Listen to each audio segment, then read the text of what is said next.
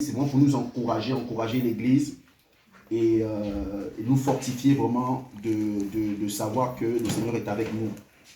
C'est le livre d'Ésaïe 40, au verset, à partir du verset 28 jusqu'au verset 31. Je vais faire la lecture. Je vais lire. Ne le sais-tu pas? Ne l'as-tu pas entendu?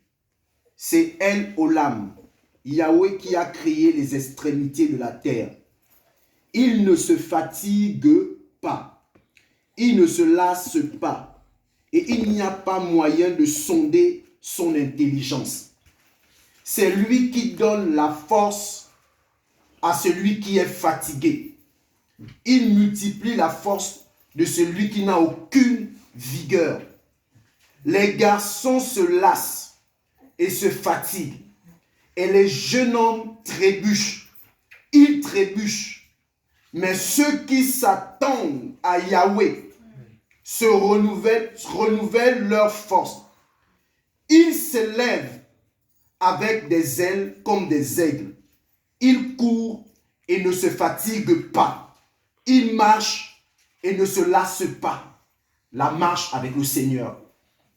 Ésaïe 42 au verset 2 dit, je vais lire même à partir du verset 1. Voici mon serviteur que je soutiens, mon élu en qui mon âme prend plaisir. J'ai mis mon esprit en lui, il fera sortir le jugement pour les nations.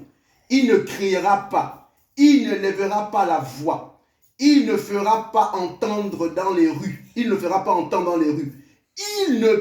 pas, le verset qui m'intéresse, le verset 3, il ne brisera pas le rosseau cassé et il n'éteindra pas l'aluminium qui fume. Amen.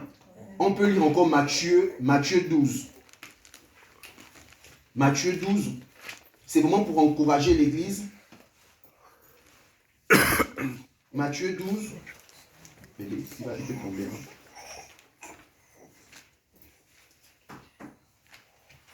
Matthieu 12, au verset 20, je pense.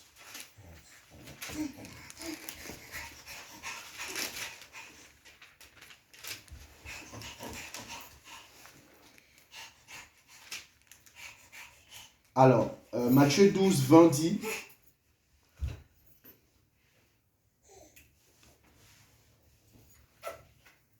Matthieu 12, 20. Alors, Matthieu 12, je ne trouve pas le passage où Jésus même disait qu'il n'éteindra pas l'aluminium qui s'éteint. Oui, je l'ai devant moi. Hein? Je l'ai. Oui, tu peux le lire s'il te plaît. Il ne brisera pas le roseau cassé, il n'atteindra pas l'aluminium qui fume, jusqu'à ce qu'il ait triomphé la justice, et les nations espérant en son nom. C'est Matthieu 12 combien? Matthieu 12, 20. Moi, je suis dans Marc. Merci. Matthieu 12, 20. Tu peux relire s'il te plaît. Il ne brisera pas le roseau cassé et n'atteindra pas l'aluminium qui fume. Amen. Jusqu'à ce qu'il ait triomphé la justice. Amen. En fait, les nations espérant en son nom. Amen. C'est vraiment pour encourager. C'est un très bref encouragement que je veux donner à l'Église. C'est que vraiment, la foi, la marche avec le Seigneur est fait des hauts et des bas. C'est vraiment une marche avec le Seigneur qui nécessite énormément son soutien. On ne peut pas marcher avec lui on ne peut pas marcher avec lui, on ne peut pas marcher avec Christ sans avoir son soutien. Et la parole nous fait comprendre dans Ésaïe que la marche avec le Seigneur, c'est une marche où on peut se lasser, où on peut se fatiguer, où on peut trébucher. C'est une marche longue, mais aussi, je vais dire, parsemée d'embûches. Et le Seigneur va nous faire comprendre que c'est lui, en effet, qui fortifie celui qui tombe, qui redonne le courage à celui qui est fatigué, qui renouvelle les forces de celui qui s'en lasse. Et même si cette dernière tombe, cette personne tombe, ou cette personne est fatiguée, ou traverse des situations, il n'éteindra pas l'aluminium qui s'éteint. Le feu ici, c'est le Saint-Esprit. Lorsqu'il voit le Saint-Esprit s'éteindre, le Seigneur est tellement intéressé au salut de l'homme. Il a versé son sang. Que le Seigneur, lorsqu'il vient prendre le cœur d'un homme qui est en train d'éteindre son cœur, il ne vient pas encore l'éteindre. À combien ça nous témoigne son amour. Lorsqu'il voit quelqu'un qui est déjà brisé au-dedans de lui, David disait, Seigneur, dans le psaume, David disait, non, j'ai oublié, David disait, mes os sont brisés au-dedans de moi. À cause du mal, à cause du péché. C'est pour nous encourager, quelles que soient les traversées, quelle que soit la traversée, de ne pas se laisser décourager. Parce que le Seigneur ne viendra pas éteindre l'aluminium, l'esprit qui est en train de s'éteindre. Ce n'est pas lui qui viendra éteindre. C'est cette flamme qui est en nous. C'est le psaume 51. Le psaume 51. Merci. Donc c'est pour nous encourager à faire confiance au Seigneur. À se dire que le Seigneur n'est pas un méchant homme, quelqu'un qui juge sévèrement, qui condamne sévèrement, qui rejette automatiquement. Non. Il est lent à la colère et riche en bonté. Il prend le temps avec nous pour nous amener vers le chemin de la vérité, pour nous conduire hors des chemins tortueux. C'est vraiment pour nous encourager en quelques mots que oui, c'est possible de trébucher. Je crois que c'est Pierre qui disait, Jean qui disait, pardon, celui qui dit qu'il ne pêche pas fait de Elohim un menteur. Mais si nous péchons, il est juste et bon de nous pardonner et de nous purifier de toute iniquité. Et de nous purifier de toute iniquité. Si nous péchons, il est juste et fidèle de nous pardonner et de nous purifier de toute iniquité. C'est-à-dire qu'il ne peut plus nous purifier. Il n'éteindra pas l'aluminium qui s'éteint. Il ne brisera pas le ressaut cassé. Jésus ne viendra pas empirer ta vie. C'est pas vrai. Il ne viendra pas mettre davantage l'eau sur ton feu pour que tu t'éteignes. Non. Vraiment, pour avoir passé aussi moi-même des temps compliqués, j'ai vu la main du Seigneur toujours à mes côtés.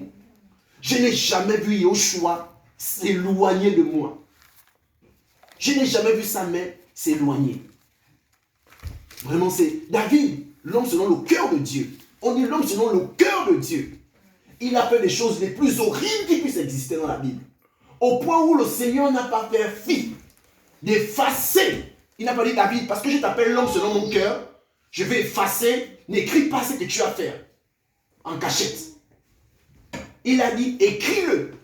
Prends soin de l'écrire, ça va servir d'instruction aux autres. Mais c'était un homme qui avait le Saint-Esprit. Il disait, Seigneur, ne me ôte pas ton esprit saint. Parce que le Seigneur ne vient pas éteindre le Saint-Esprit qui s'éteint. Il ne vient pas hautement. Il va user de toute la patience de Dieu. Il va user de toute la patience que Dieu est un pour te sauver, pour me sauver, pour m'amener vers les verts pâturages et près des eaux paisibles. Il va user de toute la patience qu'il a dans ses entrailles.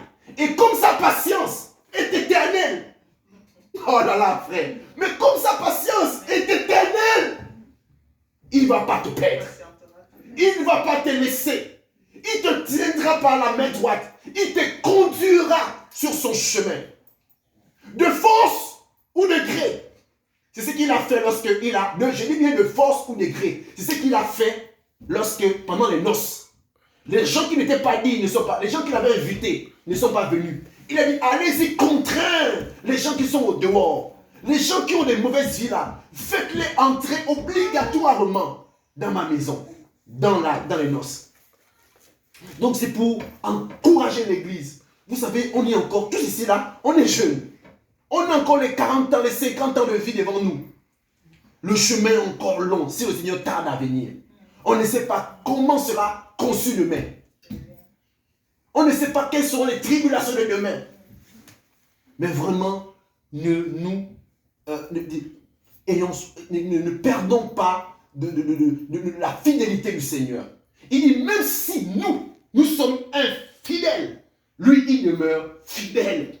Car il ne peut se renier. Il ne peut pas se renier. Ça veut dire que si lui et toi, vous vous retrouvez dans une chambre, tu sors de cette intimité, lui va rester là jusqu'à ce que tu reviennes. Amen, amen. Il demeure fidèle. Fidèle. Donc, c'est pour nous encourager. C'est des choses qui moi personnellement, hein, ça ne me choque plus. Ça m'édifie. Quand j'entends des témoignages comme ça, c'est des témoignages qui me montrent que Yoshua est vivant. C'est des témoignages qui me disent que Seigneur, merci, tu es au milieu de nous. Parce que si on ne voit plus de repentance, c'est que le Seigneur n'en dit plus. C'est que le Seigneur n'est plus au milieu de nous. C'est des témoignages qui m'interpellent. Ah bon, je vous assure, ce qui me fait vivre la vie chrétienne. Je dis Seigneur, merci. Jérémie, jeune frère, personnellement, sois courageux. C'est difficile. C'est dur, mais que le Seigneur te fortifie. La foi chrétienne est difficile et très dure. On ne te dit pas que demain ce serait mieux. Mais on te dit une chose. Fortifie-toi et prends courage. Fortifie-toi et prends courage. Fortifions-nous et prenons courage. Voilà les quelques versets que j'avais pour nous encourager, pour m'encourager personnellement. Amen. Oui, excuse-moi, tu as cité un verset tout à l'heure, là, c'est 1 Jean. 1 Jean. C'est 1 Jean 1, le verset 9, oui. C'est 1 Jean 1, verset 9. C'est dit, si nous confessons nos péchés, il est fidèle et juste pour nous les pardonner et pour nous purifier toute iniquité. Amen. Tiens, si nous confessons nos péchés, ouais, il est fidèle. Amen. C'est bon? Amen, c'est bon. C'est 1 Jean, oui. Amen. Voilà.